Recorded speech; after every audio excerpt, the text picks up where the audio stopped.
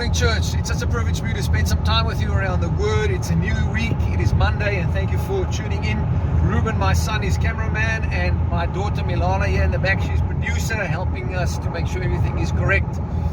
Now, we are busy with the Sermon on the Mount, the words of Jesus. Now, as I reiterated the last couple of weeks, these aren't simply just words for us to inspire us. This is something that really draws us so that we can be people of action to do what He told us to do.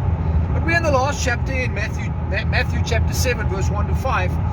And that is this chapter starts with, and it speaks about judgment. And then it says the following. Matthew 7, verse 1 to 5. Do not judge, lest you be judged. Now, you would have heard this at certain times in your life. If some people, if you talk about sin and unrighteousness, some people will make this statement, don't judge me, or only God can judge me. You see, but the reality of that statement is that statement should fill you with fear. Don't judge me, because only God can judge me. All of us are going to stand in front of God one day, and we're going to have to give account of our lives.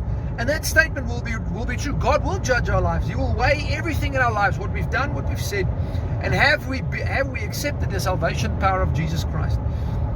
So that is something that's very important for us to understand. But in this Matthew 7, when it says about do not judge lest you be judged, the same measure which you use to someone else will be measured back to you. You cannot tell somebody, let me take out the splinter out of your eye, but you've got this big plank that's sticking out of your own eye. He says you can't do that. He says first what you have to do is you have to take this plank, this big piece of wood out of your own eye, then you can take the splinter out of somebody else's eye. You see, the reality is in the core of the context of the story. It's not that we can't judge people. The context of the story is we cannot judge people on their own unrighteousness and sin if we do the same, whether it's small or big. We cannot be fake in that extent that we look at other people and we want to tell them how to live, yet we also live in unrighteousness ourselves. You see, when the Bible speaks about judgment, it tells us when we do give judgment, it must be a righteous judgment. It must be a judgment that is based on the Word of God. And when we look at our lives and we filter our lives, we do so through the Word. And that's why we also have to be accountable towards one another. That the people that we walk with can have judgment over our lives. And they can tell, listen to me, you must turn from this, or you must put this down so that you can be free.